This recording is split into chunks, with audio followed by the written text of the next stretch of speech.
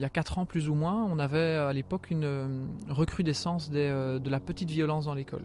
Donc il n'y avait pas vraiment de fait de grande violence, mais il y avait de plus en plus de petits faits de vol, de dégradation. Et on a entamé à ce moment-là une réflexion sur les stratégies pour combattre la violence à l'école.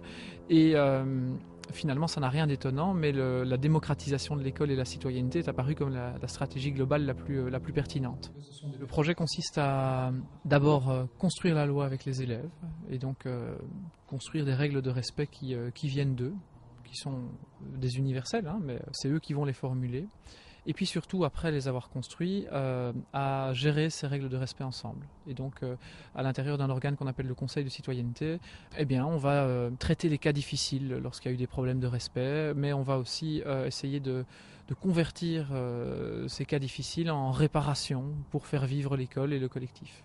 Et puis le Conseil de citoyenneté sera aussi un endroit où on va encourager tout ce qui est citoyen dans l'école, construire des projets citoyens, répondre aux problématiques.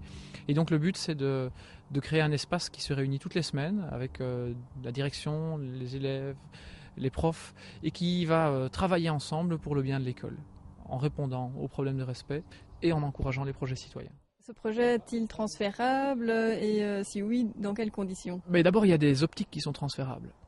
Dans n'importe quelle condition, on peut avoir un conseil de citoyenneté qui se réunit pas trop rarement, où la direction est présente et où on développe ces situations d'écoute et où on joue le jeu, où on fait autre chose de cet endroit qu'une coquille vide.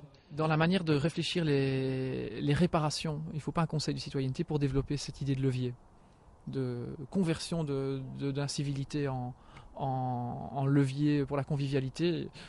On peut tout à fait le faire en tant qu'enseignant ou en tant que préfet par exemple. Et puis il y a le projet à proprement parler, tout le dispositif à mettre en place, et là c'est sûr que il faut une direction qui soit partenaire, il faut une majorité d'enseignants qui soient partants, il faut un bon accompagnement. Pour le moment avec le réseau du MIEC, du mouvement des institutions et des écoles citoyennes, on essaye de mettre ça en place, mais il faudrait aussi idéalement des heures de coordination, ça c'est trop pauvre, peut-être un soutien politique pour négocier en interne avec certains récalcitrants.